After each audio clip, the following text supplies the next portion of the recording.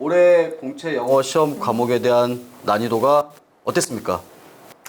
네, 제가 보기에는 일단 먼저 작년하고 비슷했다 볼 수 있겠고요. 문제 배치나 그다음 변별력 문제들도 작년과 비슷했습니다. 전반적인 제가 총평을 해드리겠습니다. 첫 번째는 70점대 점수가 집중적으로 몰리는 시험이다라고 생각을 합니다.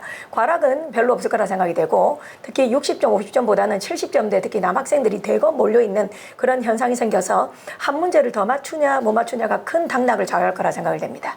그다음 두 번째는 문제 배치가 득이 될 수도 있고 독이 될 수도 있습니다. 왜냐하면 작년처럼 주제, 제목, 요지, 주장을 앞면에 배치를 했습니다. 근데 제가 당부드렸던 게 이 주제, 제목, 요지, 주장을 천천히 한 문제당 1분에 푸셔야 되는데 2분 정도로 느긋하게 푸십니다. 그러면 뒤로 가서 15번부터 본격적으로 어려워지는 순서 정학이나 그다음 또 문장 넣기 이런 것들을 읽을 시간이 부족하게 됩니다. 그래서 제가 항상 당부드렸듯이 얼마나 우리 학생들이 앞면에 주제 제목을 빨리 푸는가 하는 것이 뒷면에 시간 확보를 할 수 있는 그런 득이 될 수 있겠습니다. 세 번째는 역시나 독해형 빈칸 추론은 10분의 1만 일자 그겁니다. 독해형 빈칸 추론이 뭐냐? 이번 문제로 치면 14번과 19번입니다. A책형 기준으로. 독해 속에 빈칸이 뚫려 있죠. 나머지 문장을 전혀 읽을 필요가 없습니다. 빈칸 포함한 문장하고 보기만 읽어도 답이 나오기 때문에 만약에 이걸 다 읽었다면 2분은 소요됐을 건데 2분, 3분. 빈칸 끼고 있는 문장과 보기만 읽으면 30초에서 1분 만에 풀 수 있는 시험이었습니다. 그 다음 마지막 네 번째는 그럼에도 불구하고입니다. 그럼에도 불구하고 역시 변별력 문제는 논리 문제다. 당락을 좌우하는 문제는 감히 예상하는 바 10번의 접속 부사 넣기, 그 다음에 15번의 문장 순서 정하기, 16번의 문장 순서 정하기, 특히 16번 문제가 허를 찌는 문제라고 생각을 합니다. 이 논리 문제가 변별력 문제라고 생각을 하고 우리 수험생들께서 기존의 공부법을 조금 그래도 바꾸셔야 될 게 뭐였냐면 실제로 주관식처럼 제가 요약하는 연습을 해라 그랬습니다. 지문을 그냥 무작정 읽고 찍는 것이 아니라 등분을 하고 그 다음에 이 문장이 상위 개념인지 하위 개념인지 이런 식의 연습을 하는 것, 국어 비문학처럼 뜯어서 공부를 하시는 것이 이 10번, 15번, 16번을 변별력 문제를 맞출 수 있는 그런 비결이라 생각을 합니다. 그래서 이 네 가지 정도의 특징 한 번 더 요약 정리를 해보면 70점대 집중 몰리는 시험이다. 그 다음 문제 배치가 독이 될 수도 있고 득이 될 수도 있다. 그 다음 역시나 독해형 빈칸 추론은 빈칸만 읽어도 보기 분석하면 답이 나오는 그런 10분의 1만 읽으면 되는 문제였다. 그 다음 그럼에도 불구하고 변별력 문제는 논리 문제다. 접속 부사와 그 다음 문장 넣기였다 라고 말씀드리겠습니다.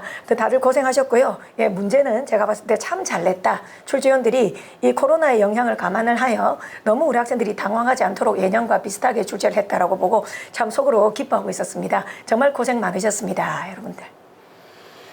네, 오늘 전반적인 영어 과목에 대한 난이도 평가를 줄리아 교수님께서 해주셨습니다.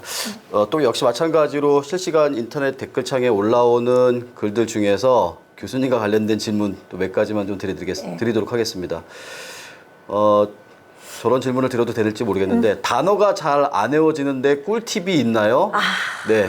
단어는 꿀팁이 있습니다. 제가 보기에 우리 한국인들의 장점과 약점이 있는데 한국인들의 장점이 제 생각에는 다른 사람한테 민폐 끼치는 걸 싫어하고 그다음 다른 사람들한테 좀 창피한 걸 싫어합니다. 그래서 우리는 남한테 피해 주지 마라 어릴 때부터 공동체 의식을 많이 배웠는데요.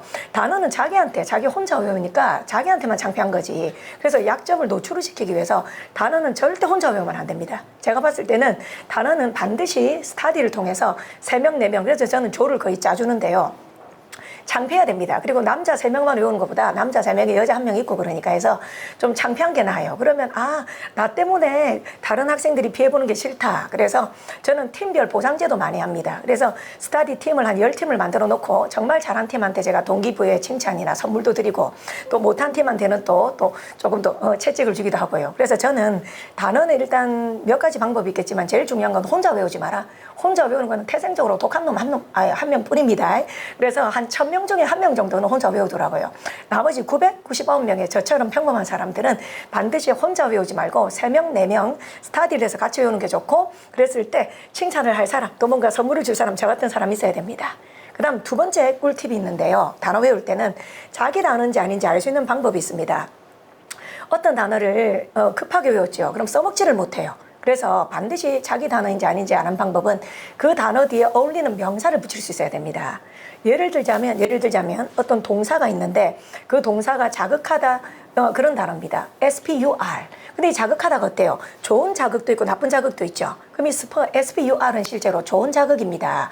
그럼 경제가 더 발전하도록 자극하다 이런 예문을 달아야 되는데 엄마가 나를 열받도록 자극하다 이런 예문을 달고 있으면 안 된다는 거지. 그래서 단어 외우는 두 번째 꿀팁은 그 단어가 정말 자기 단어인지 아닌지 알기 위해서 뒤에 어울리는 명사를 붙여봐라. 그럼 바로 들통이 난다. 이런 저는 꿀팁을 말씀드리고 싶습니다.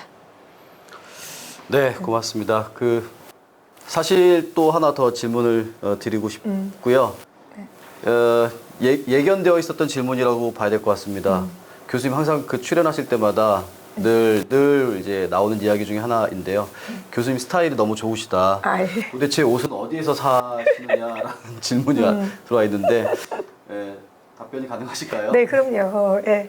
우리 학생들이 우스갯소리로 합격하면 우리 집 와서 옷장 공격을 해서 가져가고 싶다는데 지금도 얼마든지 드릴 수 있습니다. 제가 한 3박 4일 제가 실증 나서 안 입는 옷을 대여를 하셔도 됩니다. 이건 우스갯소리인데요. 저희 어머님께서 아주 20대 때 한 10년 동안 옷가게를 크게 하셨습니다. 그래서 어머님이 되게 이제 안목이 좀 탁월하십니다. 그래서 저는 어머니한테 어릴 때는 조언을 좀 많이 받았고 지금은 이제 제가 이제 하도 이제 많이 입다 보니까 이제 저한테 어울리는 옷 또 안 어울리는 옷을 잘 아니까 저는 좀 커버를 잘하는 것 같고요. 그리고 이제 저는 강의할 때 오로지 강의에 모든 걸 걸다 보니 저의 개인적인 시간이 없습니다. 그래서 저는 밝은 옷, 제가 좋아하는 예쁜 옷 입고 학생들한테 좋은 에너지를 주고 또 학생들이 대리만족을 좀 느낀 것 같아요. 나도 선생님 합격하면 선생님 입고 있는 저 옷 입어야지 이렇게 대리만족을 좀 느낀 것 같아서 저는 얼마든지 준비되어 있습니다. 한번 제가 유튜브 찍을 수도 있어요. 줄리아의 옷장을 공개합니다. 그래서 학생들한테 선물로 드리는 물론 마음에 드셔야 할지 모르겠지만 새 것으로 제가 드리도록 하겠습니다. 여러분들 정말 여러분들 고생하시는 때요.